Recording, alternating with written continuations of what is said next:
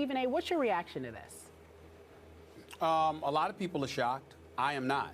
I'm not surprised at all, simply because listen, we live in a society where there are a whole lot of people that love animals. There are a lot of people who are dog lovers, love dogs more than they love human beings. As crazy as that may sound, as sad to some human beings as that may sound, that is a fact of life. You look at animals as very trusting, as relatively helpless, at the mercy of anybody. If they're mistreated in any way, it evokes and provokes an incredible level of emotion. And I believe that's the case with Michael Vick. I think that's one of the reasons that Michael Vick, incredibly educated now about just animal cruelty and some of the things that's been going on in our society throughout this country in regards to that. The Humane Society has educated him about it. PETA has made sure the world has known about it. The more educated you become, the more he's been able to realize how egregious his actions were. And myself, along with you, Skip, we've given Michael Vick a boatload of credit because he's really going about the business of turning around his life in the right way, and more so than any professional athlete I've ever seen, has not been shy about accepting accountability. It's one thing to accept accountability and just walk away, not talk to anybody, want the story to go away. He embraces it. He embraces having to give lectures. He embraces having to talk about his egregious actions, what a mistake he made, how he had to pay a price for it. And I give him an incredible level of credit. And to me, as far as I'm concerned, he's epitomized what a model citizen can be once they're allowed to resurrect themselves because of the actions that they've taken. But that's not going to alleviate the ire, the hatred, the venom and hostility, and the vitriol that is aimed in his direction from those who are animal lovers. They're not going anywhere. Some of them say they will never forgive him. And if they had an opportunity to do the harm to him that he did to those dogs, they would do it. And I think that's why you saw what you saw, or we're hearing what we're hearing. I got to tell you, Stephen A., I am shocked. And I am a dog lover. And I cannot relate to what you just said, that people would still, this many years, what are we now, 5 or 6 years later? 5. 5 years. Mm-hmm. They would still want to do harm to Michael Vick. I'm such a dog lover that a few years back, I lost my last dog, and I still haven't gotten over her. And I miss you, Dusty. And I'm one of those crazy people you're talking about, Stephen A. I'd let her lick me in the face, kiss me in the mouth. I didn't care. I'm just one of those people. I love dogs. And I want another one, and I can't come to grips with how short their lives last. And once you get one, you just know the clock starts ticking and things are going to go wrong at about the 9-10 year mark. So that's me. And yet, when I read those gory details in that report, and I meant literally gory details of what Michael Vick did to those dogs, I was outraged. I was sick to my stomach. And yet, I said on the air, sitting in this chair, that I will forgive him. I will never forget. And I haven't forgotten.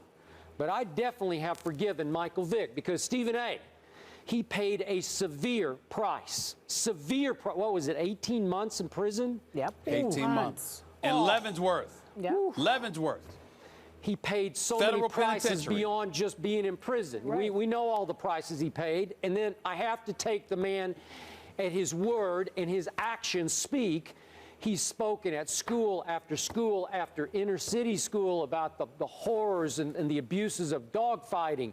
And he's worked with the Humane Society, and it all rings true to me. And I think they do have his kids do have a dog, and they're trying to do it all the right way. I gotta give in to the man. I gotta give it up. Well, let me say this. Number one, if you are an individual or an advocate for those individuals who have been incarcerated, coming out of prison and receiving a second chance because they can be better contributors to society, Michael Vick is the epitome of that. In that regard, he's the quintessential role model in terms of resurrecting oneself truly learning from his mistakes and showing the proper level of contrition. Let's get that out the way first. He's been absolutely phenomenal in that regard and deserves a bunch of credit. But it's also important to point out how indirectly and non-intentionally the NFL itself as a league, meaning Roger Goodell, also as a team, meaning first Jeffrey Lurie and Andy Reid, their willingness to give him a second chance, in a lot of those folks' eyes, animal lovers, flies in the face of logic. I don't agree with that. You don't agree with that. But I'll never forget years ago, I was on MSNBC, and somebody from Peter said that Michael Vick needed to have his brain examined before he's allowed to play again. There were others that were coming out and saying, animal rights activists, who said that he should never be allowed to play in the NFL again. It wasn't enough for them that he went to a federal penitentiary, that he served 18 months in prison. In their eyes, something more egregious should have happened. And that is, once he got out of jail, he should have been close to starving. He should have not been allowed to work. He should have been allowed to struggle. He should not have been allowed to come back into the NFL and earn an honest living, because their attitude was the NFL, meaning professional sports, is so lucrative, he's really not paying a price. Now, obviously, you and I believe that is utterly ridiculous. Once you pay your debt to society, that should be that. And you should be allowed to come back and serve, this country, yourself, your family, and whomever, in any way you're able to do so legally.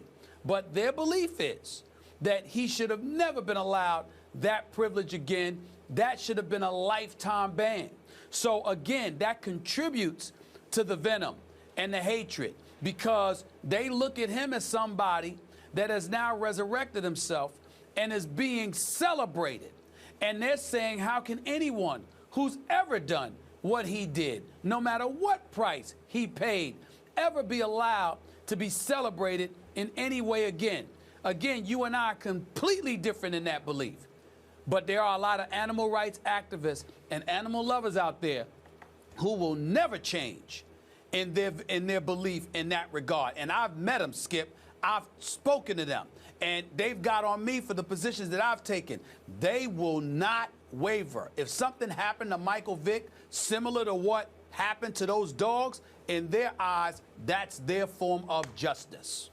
Well, I, too, am a dog owner like you are, Skip. Yes, you are. So I do believe in second chances as well as forgive and forget. Why do you think there's just so much animosity towards him?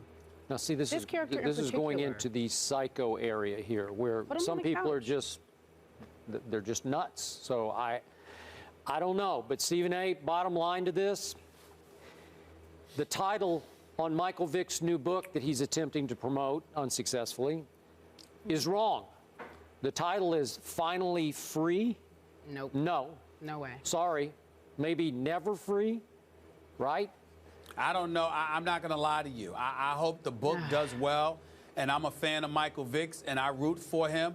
I don't know who on earth told him to come up with that title for the book. Yeah. I don't know.